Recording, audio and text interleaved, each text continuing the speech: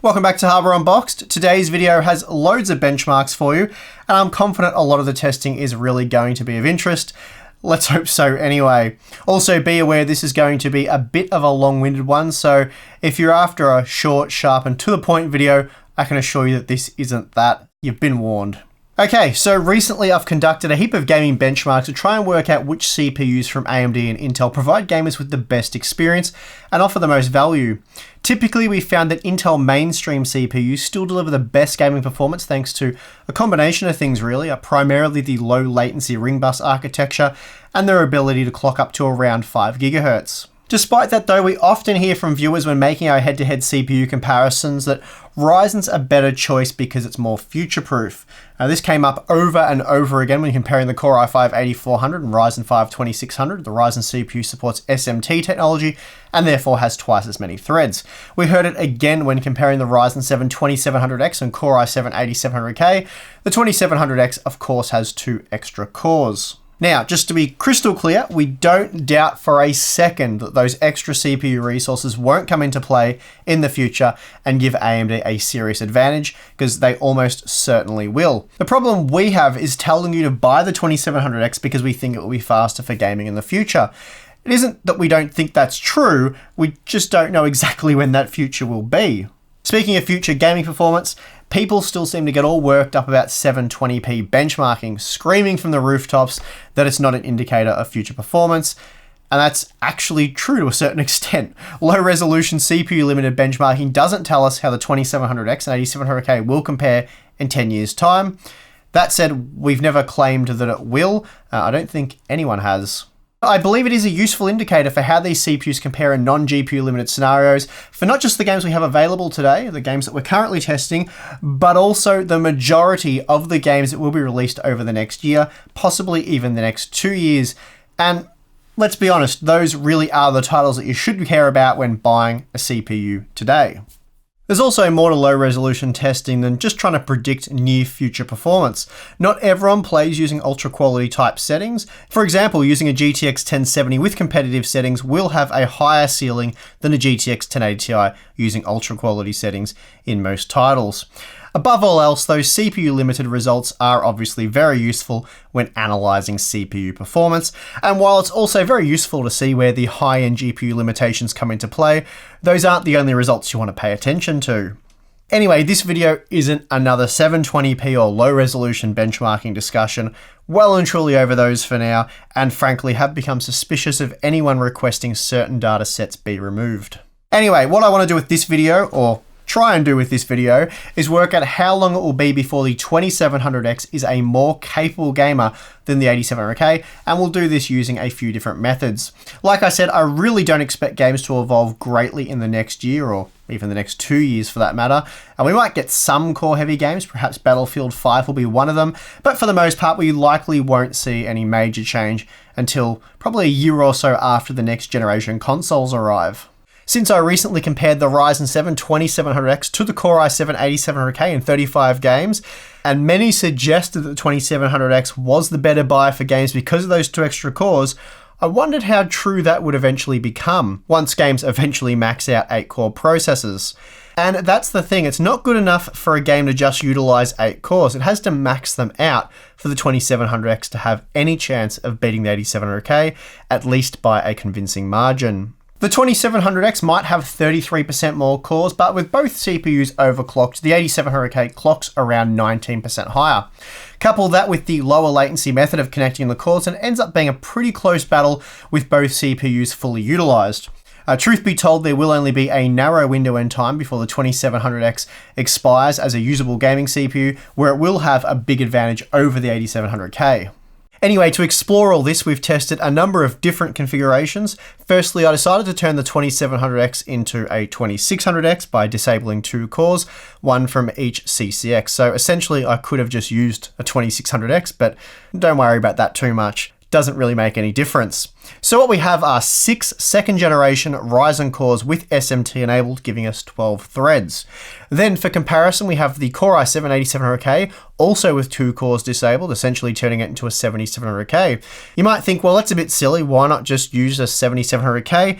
And well, I could have, but I chose to use the 8700K because it has the full 12MB level 3 cache and therefore is better for comparing how the 2700X and 8700K might compare in the future. A typical overclock for the unlocked Coffee Lake CPUs is about 5 GHz, while a typical all-core 2nd gen Ryzen overclock is 4.2 GHz, so that's why we've chosen to test at those frequencies. Unless you're conducting an IPC test, it makes no sense at all to underclock the Intel CPU to match the 4.2 GHz overclock of the AMD CPU. We've done all those kind of IPC tests, but for this one, that's not what we're trying to do because we're looking at how these CPUs will shape up in the future, and anyone running an 8700K won't be doing it at 4.2 GHz. On the other side of that coin, AMD typically has more cores, which is why I'm making this video and why we're giving the AMD CPUs a 2-core advantage over the Intel parts.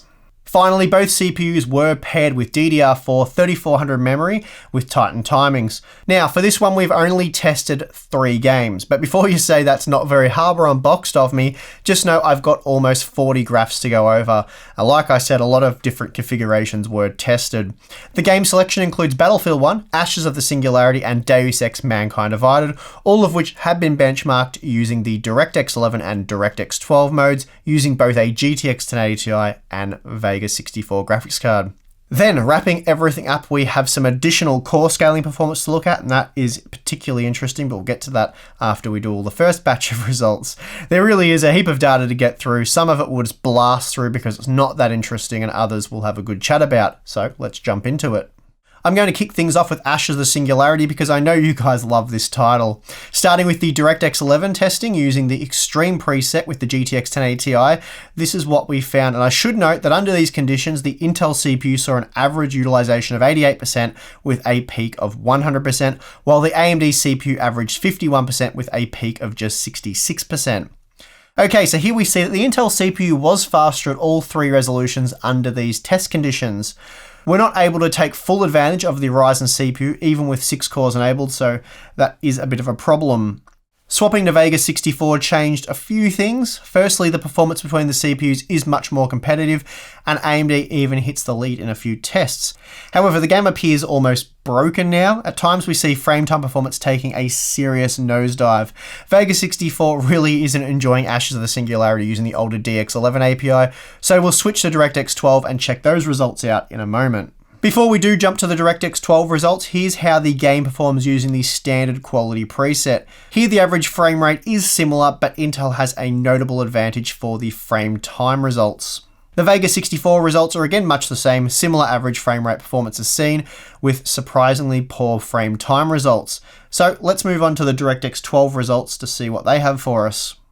Moving to the DirectX 12 API, we do see slightly better CPU utilization for the AMD CPU, and as a result, we do see more competitive performance. Now the Ryzen CPU was able to nudge ahead at 720p and 1080p.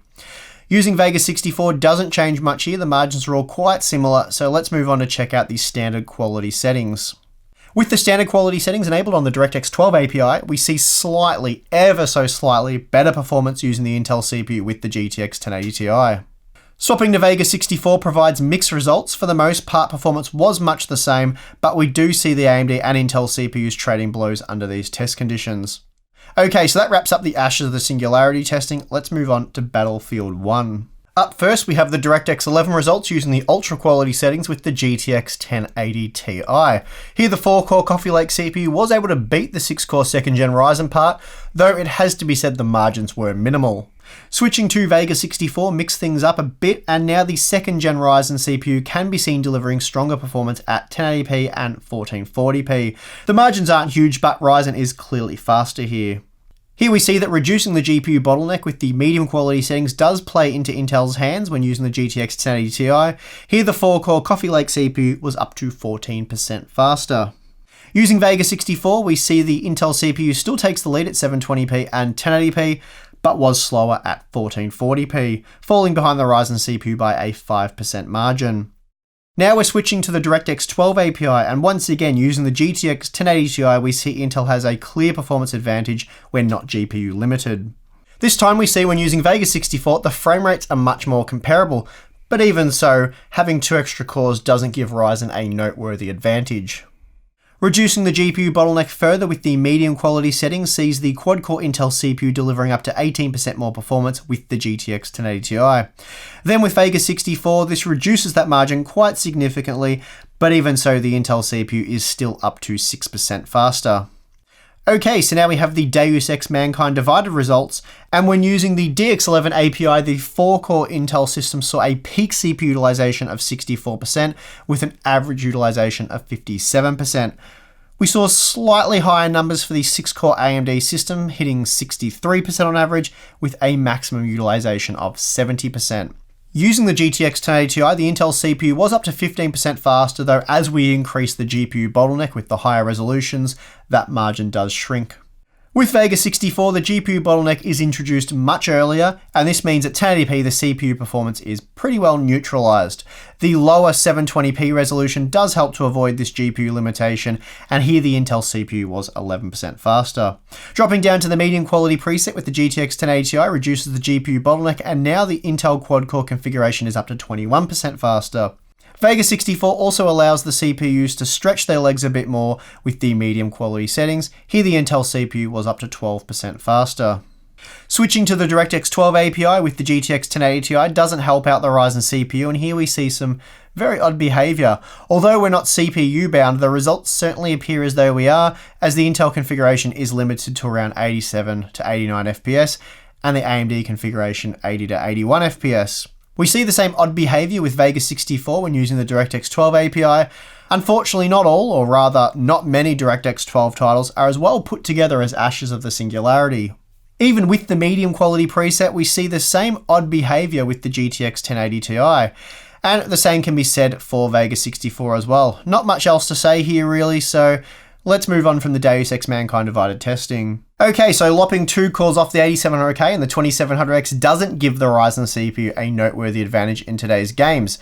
Deus Ex Mankind Divided is a bit of a poor example, it has to be said, of a title that utilizes many cores, but it's also fairly typical example of how most games behave. Battlefield 1 is extremely core heavy, and you'll see further performance improvements when enabling those extra cores on both CPUs. So that is to say, enabling all the cores on the 2700X will make it a little bit faster than, say, the 2600X.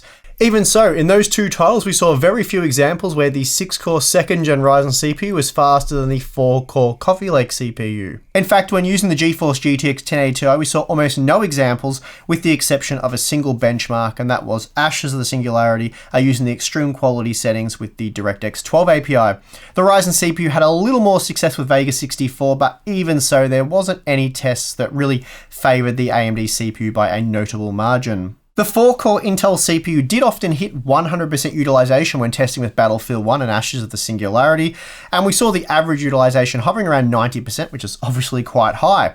The problem though is that these same test conditions saw the Ryzen CPU very underutilized, hitting around 40% on average in Battlefield 1 and about 50 to 60% in Ashes of the Singularity.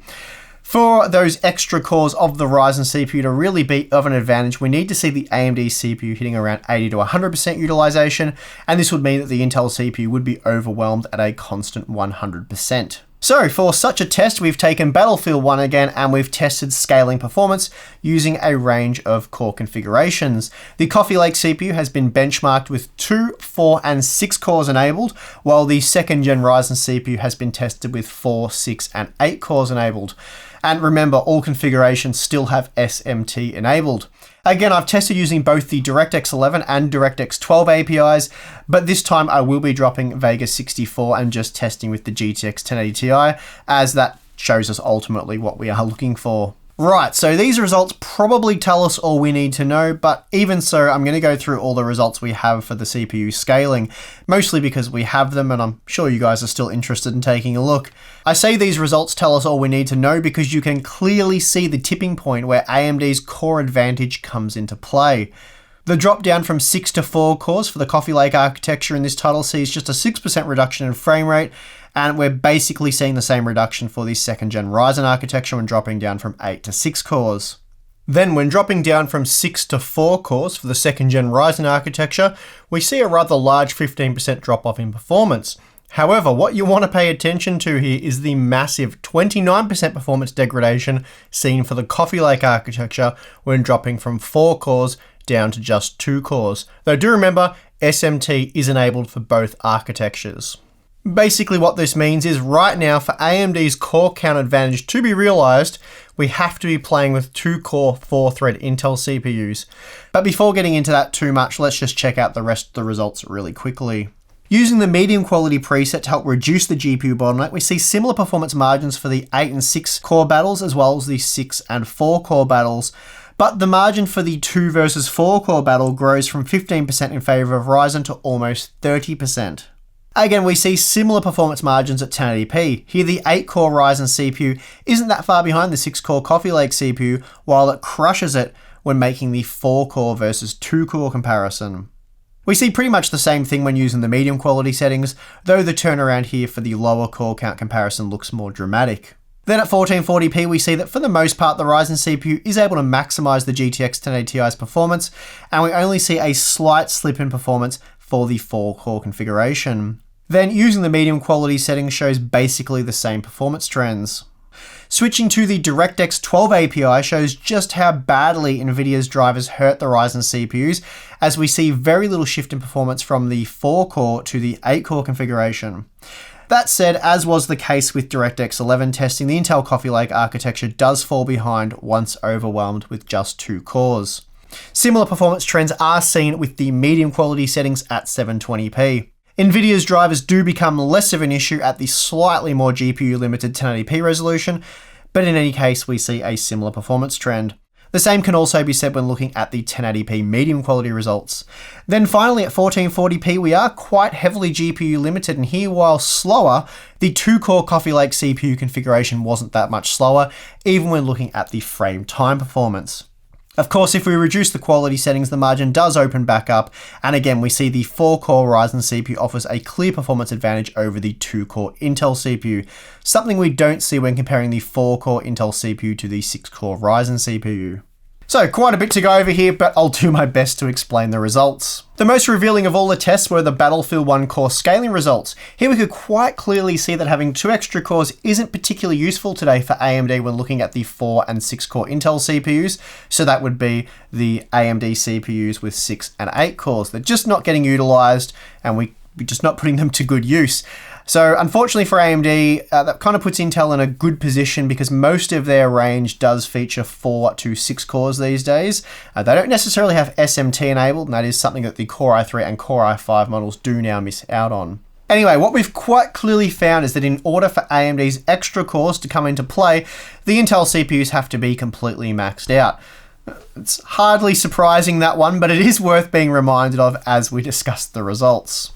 Essentially what this means is, for the Ryzen 7 2700X to beat the Core i7 8700K, we need games where the 2700X sees CPU utilization hovering around 80 to 90%, and that is opposed to the 20 to 40% we're currently seeing right now. So, how long till the Core i7 8700K is overwhelmed and the 2700X offers a noteworthy performance advantage? It's really hard to say, but it's likely not going to happen in the next few years. In fact, it's likely going to be a few years before we even see the 6-core 12-thread Ryzen configuration hands down beating a 4-core 8-thread Coffee Lake CPU, if such a CPU existed. Let's say the Core i7 7700K. And remember, we are accounting for Intel's current 19% clock speed advantage when overclocked. So when some people say, get the Ryzen CPU because it has more cores and therefore will be better for gaming in the future, I really have to question just how far into the future they expect this changing of the guard to occur. If right now in 2018, using some of the most CPU demanding games we have, you need to compare a 4-core 8-threaded AMD CPU to a 2-core 4-thread Intel CPU in order for it to win, how long is it going to be before we see this with double the core count? Honestly, I hate to think. Of course, when it comes to non-related gaming tasks using applications that can take advantage of the extra cores and threads that Ryzen offers, there is a real advantage to be had, and this is why we often recommend the Ryzen CPUs. We're also well aware that for the most part, gaming performance is GPU limited, and 2nd gen Ryzen is close enough to Coffee Lake in terms of frame rate performance for any difference to go unnoticed. And this is largely because under most conditions, there is no actual difference. That being the case, can you fall back on the argument that Ryzen has more cores and therefore will be better for gaming in the future? Well, given that in today's games they are indeed very similar, and one day in what will hopefully be a not too distant future, those extra cores could mean the difference between smooth playable performance and a stuttery mess. So that being the case, you probably can. However, I wouldn't hold your breath. It's likely you'll upgrade your platform once or twice before those extra cores come in handy for gaming. And that is going to do it for this one. I hope you enjoyed this little benchmark exploration, and if you did, feel free to hit the like button for us, subscribe for more content, and if you appreciate the work we do at Unboxed, then consider supporting us on Patreon. Thanks for watching. I'm your host, Steve, and I'll see you again next time.